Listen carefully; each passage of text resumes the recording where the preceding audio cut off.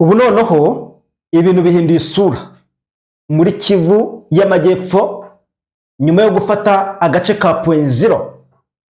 Ingabo z'igisirikare cya Kongo FARDC n'Abarundi ntawuzi ahantu bari guturuka, ntawuzi ahantu bari gucucunyuka. Mbere na mbere ndabanza kubifuriza ibihe byiza kandi mbifuriza kugubwa neza inshuti zacu n'abadukurikira cyangwa se n'abakunzi bacu mukomeje kubana natwe aho muherereye hirya no hino ku isi mu bihugu bitandukanye. Nanone nta kindi kituzanye, nta kindi kitugaruye muri studio zacu, ni ukubahereza amakuru dufite ni menshi cyane. Twamaze kugera ku gicamunsi cyo kuri iki cyumweru, birumvikana ni muri weekend, abantu bari kujya gusenga, abandi bari kuvayo ndetse abandi bari kuruhuka. Dufite amakuru menshi cyane arebana n'impinduka rero mu burasirazuba bw'igihugu cya Kongo. Impinduka ni nyinshi, yaba muri Kivu y'Amajyepfo yaba no muri Kivu y'Amajyaruguru. Abo dusanzwe tubana bo barabizi cyane, barabizi ko gahunda ni yayindi, ni ukuzana ukuri kose tukagushyira hanze abantu bakakumenya. Niyo mpamvu tuba dusaba umuntu wese ubanye natwe bwa mbere gukanda kuri subscribe. Kanda kuri subscribe niba usanzwe ubana natwe, kandi rwose kanda kuri like. Abantu ni mu liking, ni mutwandikire muri comment rwose, mushyireho udutima, ni mushayaringe, abantu babasha kumenya ukuri kwibera muri aka karere k'ibiyaga bigari, ariko by'umwihariko mu burasirazuba bw'igihugu cya Kongo. Hari impinduka ku ruhande rw'inyeshyamba z'umutwe wa M23 ndetse na twirwano birumvikana, ndetse no ku ruhande rw'ingabo z'igisirikare cya Kongo. Kuri iki gicamunsi rero dubafitiye amakuru menshi cyane, uburyo habyutse imirwano ikomeye cyane muri Kivu y'Amajyepfo ndetse no muri Kivu y'Amajyaruguru. Birumvikana hari ahifashishijwe indege z'intambara zarashe, hari icyo abarwanyi ba M23 bahunze bavuyemo, ntabwo tuzajya dutinya kubivuga, ariko nanone hari n'abasirikare bapfuye. Ngira ngo mu gitondo cya kare nibwo nari nimumvugana n'umuntu ambwira ati rwose ishyano ryaguye ku rugamba ku mugoroba. Abasirikare ba M23 baje gukora urugendo rurerure nyuma y'imirwano imaze iminsi iri kuba. Ingabo z'igisirikare cya Kongo, ingabo z'u Burundi bafatanyije na Wazalendo ndetse n'abandi bafatanyabikorwa cyane ko hari hepfo barimo baravuga bati P5 yamaze kwinjira hehe, yamaze kwinjira ku rugamba. Tugiye kureba mu by'ukuri muri Fizi ndetse no mu Minembwe. Fizi no mu Minembwe ni teritwari zegeranye. Agace kamaze iminsi kari kuberamo imirwano ikomeye cyane ni ibice by'aho bita Bidegu, aho bita Karingi. Ibi bice bimaze iminsi biberamo icyo bita intambara ikomeye cyane. Ntabwo ari ibyo gusa rero, agace ka Point Zero kari Minembwe na Fizi, ni ibice byegeranye cyane. Ubu niyo mpamvu abantu baba bakwiye gusobanukirwa ndetse no kumenya. Nyuma yuko twirwaneho igaragaje ko yakubise ingabo za leta FARDC, igakubita Abarundi, igisirikare cyabo FNDB, bagatangaza yuko harimo n'aba FDLR, ndetse bakavuga ko hariho n'abacanshuro.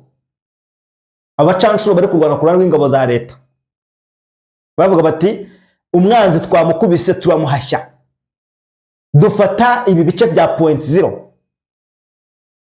Haba icyo bita return back, ingabo z'Abarundi n'ingabo z'igisirikare cya Kongo FARDC. Aba basirikare kugeza kuri izi saha bamaze kuzenguruka, kugota utu duce.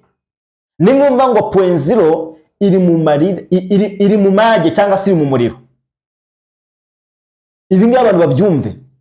Ingabo z'Abarundi zari ziri mu bice byo muri Bibogobogo. Ingabo z'Abarundi zari zifite ibirindiro bita muri Ndondo ya Bijombo, muri groupement ya Bijombo. Aba basirikari bazamutse. Mu kuzamuka n'ingabo z'igisirikare cya Kongo FARDC zisangwa ziri mu bindi bice nazo zazamutse. Umwaka 23 nawe arimo arohereza abasirikare. Aho bari guturuka turaza kuhagaruka naho. Imirwano kubera muri Kivu y'Amajyepfo yagarutse bundi bushyashya.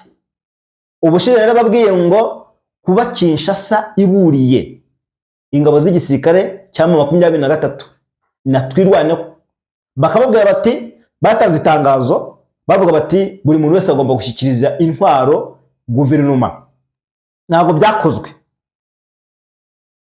Hagiye kuba icyo bita umuriro utwika. Ubu nibo bagiye kumenya ngo ese imbunda ziri gukora neza.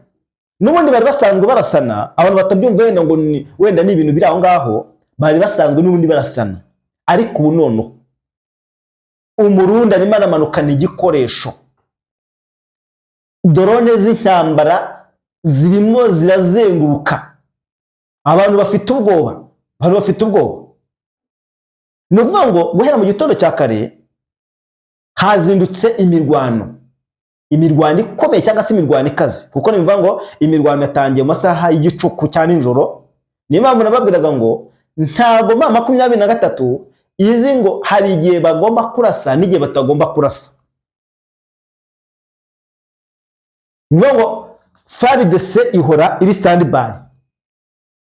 Igihe cyose ishobora kurasa ingabo z'igisirikare cya M23. Bashobora kurasa abatwirwaneho. Imirwano ikomeye cyane irimo iraba cyangwa se ikomeje kuba.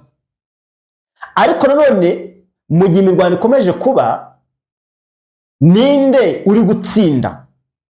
Ninde uri gutsindwa?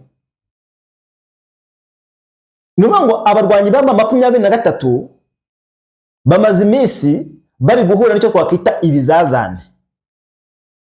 Noneho hari uburyo nababwiraga ko buriya M23 ishobora gufasha twirwaneho. Ariko twirwaneho biragoye ko bavuga ngo irimo irafasha abarwanyi ba M23. Aha ngaha hari ikintu kiri gukora. Abaturage basa naho bamaze kugaragaza ko nta ruhande na rumwe babogamiyeho. Ariko hari ibice abaturage bakomeje kugaragaza ko bashyigikiye guverinoma ya Kongo. Mu bice byo muri Kivu Amajyaruguru. Ibi ni ibintu bikunze kugaragara cyane ku mashusho cyangwa se ku mbuga nkoranyambaga. Ngira ngo hari ikintu ubushize nababwiye, umuntu bita General Sultani Makenga. General Emmanuel Sultani Makenga ni umugaba mukuru wa M23 cyangwa se umuyobozi mukuru w'igisirikare cya M23. Uyu mugabo ni umwe mu bantu batajya bemera gutsindwa cyangwa se kuva ku izima. Ingabo zose ziri koherezwa muri Kivu Amajyepfo ziri guhura n'icyo bita umuriro. Bari mwumva ngo point 0 wenda ngo yafashwe cyangwa se ngo hari utundi duce ngo bamaze kuzenguruka. Ngira ngo natangiye mabwira ngo ingabo z'igisirikare cy'u Burundi n'ingabo z'igisirikare cya Kongo bazamutse. Ariko mu kuzamuka ni ukubera ko babona imbaraga M23 yatangiye gukoresha cyangwa iri kuzana, zitangiye kuzana impinduka. Kandi igisirikare cya Kongo nacyo gikomeje gukurikirana amakuru yose y'aba barwanyi ba M23, imbaraga bafite ndetse naho bari kuzikura. Nabo bakongera ubushobozi n'ibikoresho. Mu byumweru bibiri bishize M23 itakaje abasirikare benshi muri Kivu Amajyepfo ndetse na twirwaneho. Ariko kubera yuko izi nyeshyamba za M23 zo ntabwo zizi ibiri kuba. Ni ukuvuga ngo hari icyo bita wenda kutagaragaza ibyabaye kuri wowe ngo bitagaragara.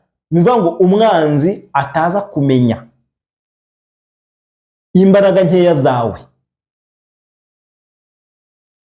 Ingabo za M23 aho ziri guturuka zikaza mu modoka zisanzwe za gisivili, cyane ko nahoze ndeba hari amakuru nahoze mbona agaragaza uburyo ki abarwanyi ba M23 bakomeje kwiyambura imyenda ya gisirikare bagahinduka abasivili. Hano muri Kivu Amajyepfo ngira ngo icyumweru kirashize icyumweru kirashize abaturage basa nkaho bari mu bwoba cyangwa se bayobewe, kuko baravuga bati icyo dutegereje ni ukumva intambara yarangiye, ariko none bakagaragaza cyane ko ingabo za leta arizo bakeneye cyangwa se bategereje. Abaturage babaye mu buryo bw'ibikanyi cyangwa se guhamuka. Ubundi byatangiye nyuma y'uko izi nyeshyamba zibonye yuko zidakunzwe cyangwa se abaturage bagitekereza Perezida Tshisekedi cyangwa se bagitekereza ubutegetsi bwa Perezida Tshisekedi. Ubundi izi nyeshyamba zumvaga byanze bikunze ibyo zakoze bihagije, zarigaruriye imitima y'abanyekongo. Ariko muri kino gihe cy'imikino y'igikombe cy'isi nibwo 2023 yaje kubona ndetse inasobanukirwa ko ibyo bakoze abaturage batabyiyumvamo, batanabikunze. Kuva abaturage bashyirwaho itangazo ribabuza kongera kuvuga Perezida Tshisekedi mu bice inyeshyamba zirimo no kumutekereza, bavuga bati mwibagirwe Kongo burundu. Ariko izi nyeshyamba nazo zivuga yuko ari abaturage ba Kongo, ariko nabo bashaka kujya gute kugabanya mu iki gihugu. Izi nyeshyamba zo zivuga ko ari abaturage b'abanyekongo, ariko nanone babuza abaturage nanone kwitwa abanyekongo, kuko kugeza kuri ubu ngubu ikigaragara cyo nuko bari kubuza abaturage kugira ngo bitwa abanyekongo. Cyangwa mwarabibonye mu minsi yashize, abaturage bahaswe ikiboko baranafungwa kugeza n'ubwo abandi baburiwe irengero. Nuvuga izi nyeshyamba rero zo icyo zidashaka ni ukubanza gukuramo abaturage bari mu bice inyeshyamba zirimo ko ari abanyekongo. Urebye nicyo kintu kiri gutegurwa, niyo ngo wenda abantu muraza kudufasha, muratwandikira muri comment yaba muri Kivu y'Amajyaruguru cyangwa se mu bindi bice inyeshyamba zirimo, kuko ikigaragara cyo abarwanyi ntago barazana izina ry'igihugu cyabo cyangwa se bashaka gushinga, ariko babanje kugaragaza ko batifuza ko umuturage uri mu bice inyeshyamba zirimo agaragara cyangwa se yitwa umunyekongo. Bashaka gufata Kongo bakayishyira ku ruhande rwayo, none bakitwa ikindi gihugu. Kuko nuvuga ngo ntibashaka Perezida Tshisekedi, ntibashaka no kumva umuvuga neza, noneho nta nubwo bashaka ko abaturage bari muri ibi bice inyeshyamba zirimo bakomeza kwitwa abanyekongo. Ubwo byanze bikunze hari impinduka ziza kubaho rero.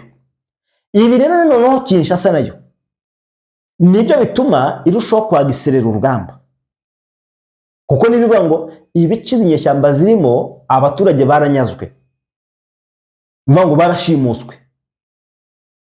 Tshisekedi afite urugamba, afite akazi katoroshye ko kugarura bino bice no kugarura abaturage. Niyo mpamvu nkunze kubabwira ngo ibitero byose ingabo za leta zagaba kuri 2023 ni ibitero byemewe,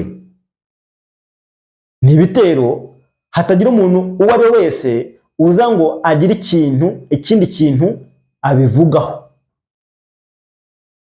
Ni ibitero navuga ko isi yose isa naho yemera cyangwa se yamaze guhereza agaciro, buryo nta muntu ubuze kuvuga ngo kubera iki ingabo za leta zagabye ibitero ku barwanyi ba 2023.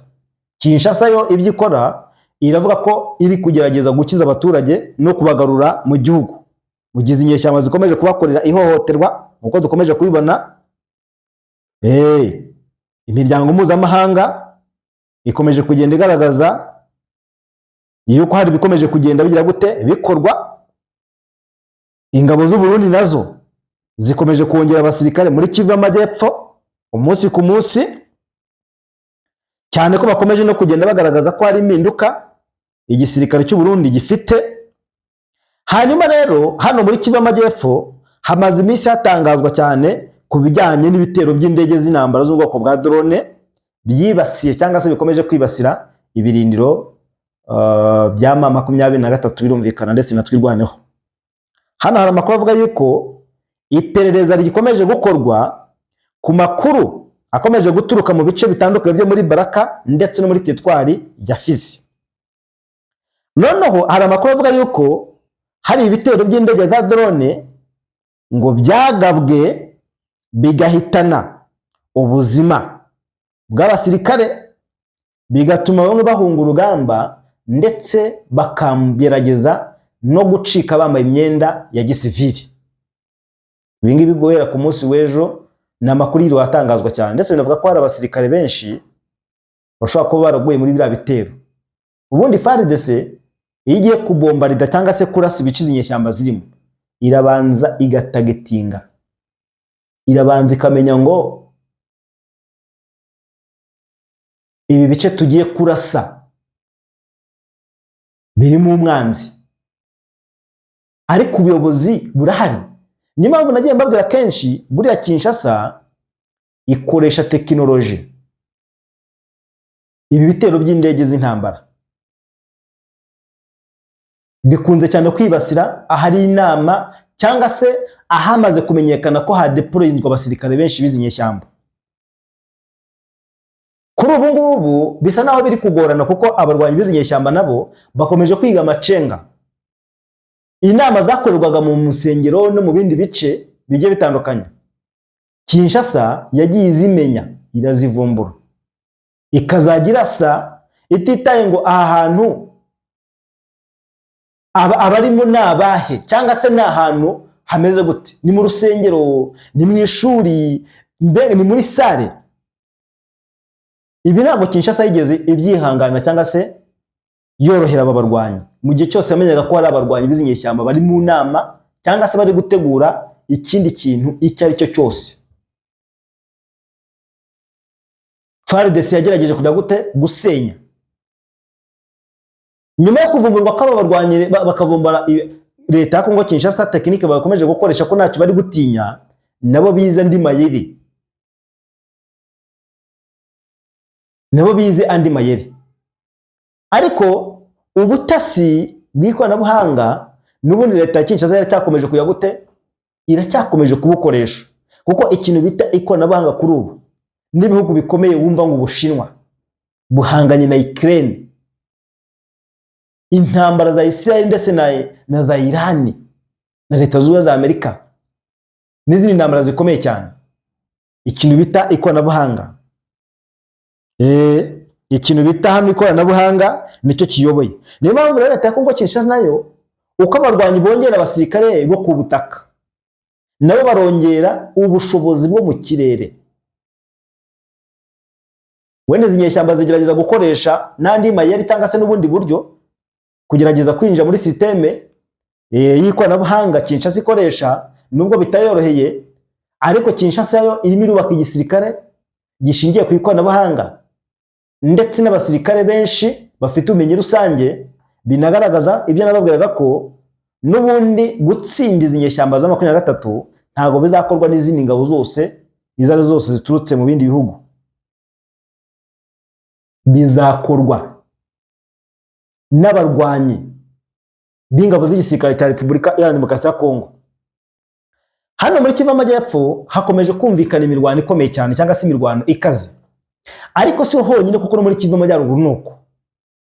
Ibi bice bya Rubaya, ibice bya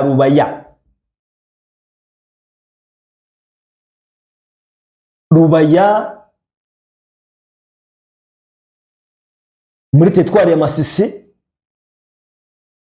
FARDC ikomeje kohereza abasirikare bagerageza kuzenguruka no kugota abarwanyi b'inyeshyamba z'umutwe wa M23, cyane ko hari aho izi nyeshyamba ntago ziri kuvuga ngo zena zirakorana twirwaneho, ariko aba barwanyi ba M23 barimo baraturuka hehe? Nicyo abantu benshi bakomeje kwibaza, kuko muri Kivu Amajyepfo baradeployinga abasirikare nubwo bakomeje gupfa, ariko n'ubundi bapfa abandi baza.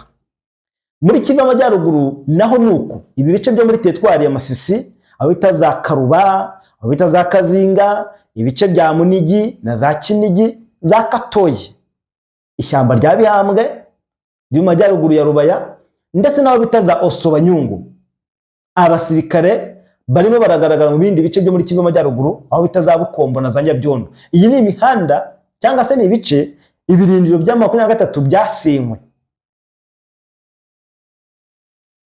Ubundi izi nyeshyamba birazwi ko nagari ba bantu batsindwa urugamba ngo bayamanike burundu.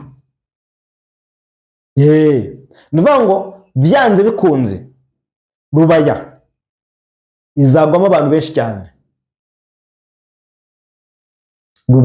Rubaya yo kugwamo abantu benshi navuga ko ni ihame.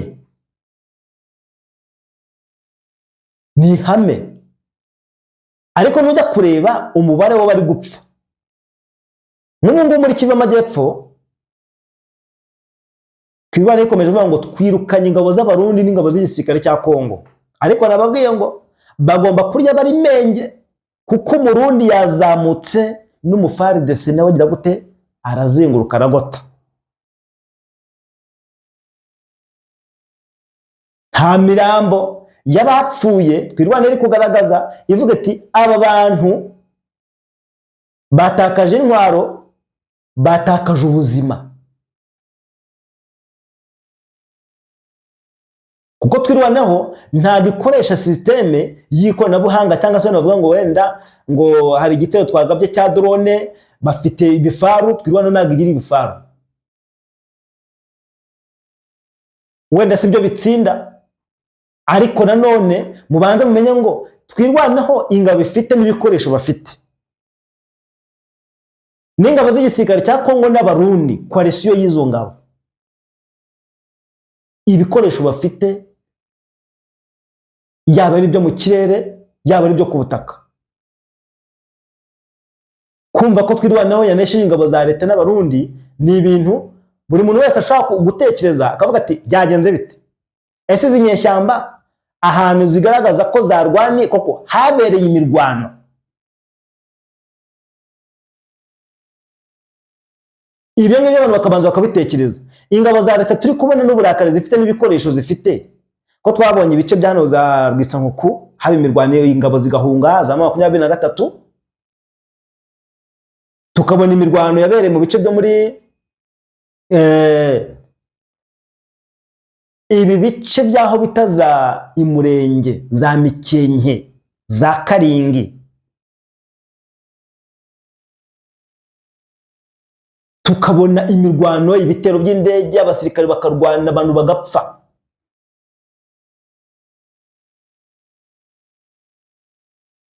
Kirekare tuvuga wenda ingabo z'igisirikare cya leta ya Kongo Kinshasa ziri guhangana na 23, ntabwo ziri guhangana na Twirwaneho. Wenda byo byashoboka turamutse tuvuze ngo Twirwaneho ntabwo ihanganye n'ingabo za leta, ahubwo hari 23 niho bakomeje kujya gute kurasa. Kuko nujya no kureba usanga n'ubundi Twirwaneho irimo iritandukanye na 23.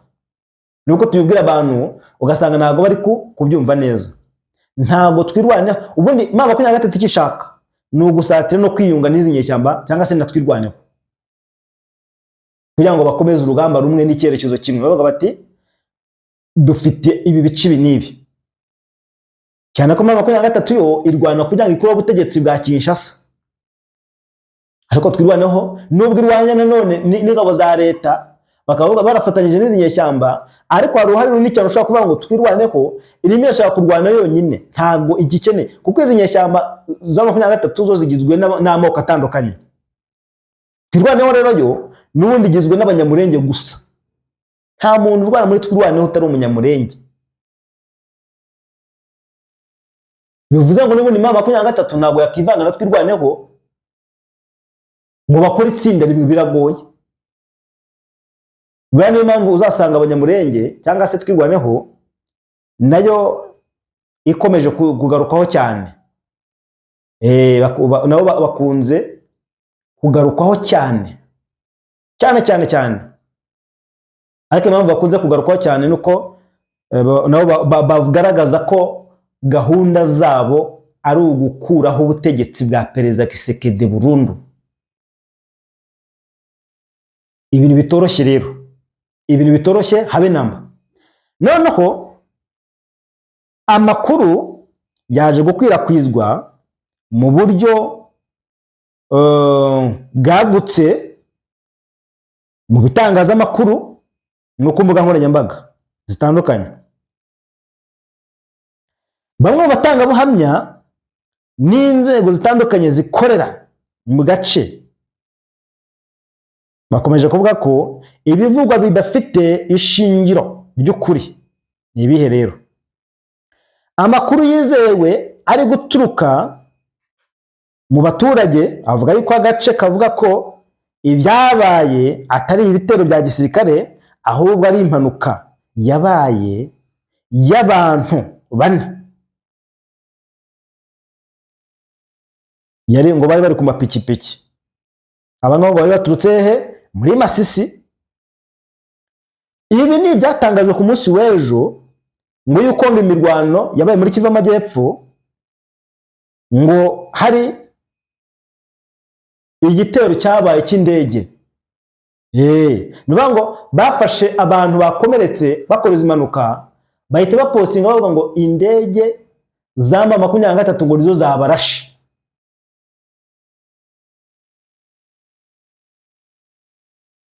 Ariko ngo hano hari umuntu umwe wapfuye.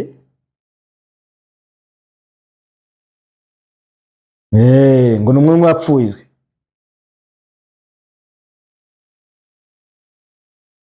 Noneho abakomeretse ngo basi bajya gute? Bahise bajyanwa kuvurirwa mu bitaro bya MC Baraka. Noneho ibi byemejwe n'ikimenyetso cy'abasirikare bavuga ko ngo hari ibisasu cyangwa ibikoresho bya drone byigeze biboneka, ngo ntabyo. Iperereza ryarakozwe. Umuryango w'abaganga batagira umupaka MSF ukorera muri Baraka wakiriye abakomeretse, unakomeza gutanga ubuvuzi kuri abo bantu kugira ngo bitabweho. Hari igihe n'ubundi indege zirasa, hanyuma nyine hakaza amakuru avuga ko ibyakozwe atari ibitero by'indege. Buri kintu cyose kiba gifite impamvu yacyo rwose. Ubundi buri kintu cyose kiba gifite impamvu yacyo.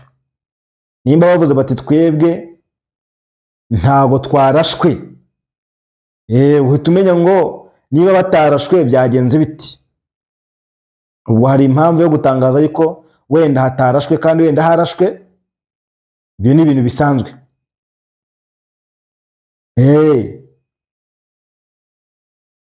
Ariko intambara yo n'urugamba ndababwiza ukuri birakaze.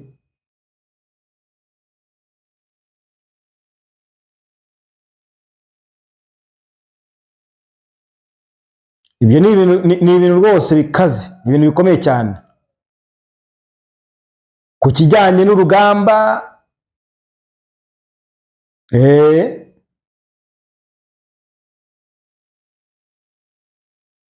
bijyanye n'urugamba rwose abantu bakomeje gupfa. Abantu bakomeje gupfa rwose. Imirambo bakomeje kuyikorera. Imirambo bakomeje kuyikorera.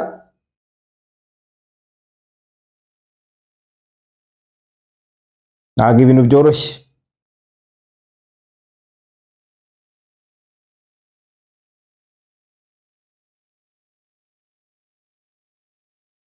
Urugamba, imirwano ni ibintu bikomeje kugenda bigaragaza ko intambara igikomeje. Ibintu bikomeje kurushaho kuba bibi cyane. Ubundi uko bwije nuko bukeye hakomeje kugenda hagaragara amakuru mashya arebana n'impinduka. Uko ingabo za M23 ziyongera ku rugamba, uko ingabo z'igisirikare cya Kongo nazo ziyongera ku rugamba, ibyo nibyo bikomeje kujya gutanga ishusho y'uburyo ibintu byifashe. Hagati aho ngaho leta ya Kongo Kinshasa ikomeje kugaragaza yuko inyeshyamba z'umutwe wa M23 zikomeje kwiyongera, ariko nayo ikongera abasirikare uko bakomeje guturuka muri Karemi bazana ibikoresho n'ibirwanisho biri ku rwego rwo hejuru. Aba basirikare b'abahibu bamaze iminsi bari mu myitozo cyangwa se bari mu masomo ya gisirikare ku rwego rwo hejuru, bavuga bati tugomba kurwana paka tugeze ku ntsinzi. Ibi byose bikomeje kugenda bigaragaza yuko byanze bikunze urugamba cyangwa se imirwano ikomeje kwiyongera ndetse no gukara cyane kurushaho.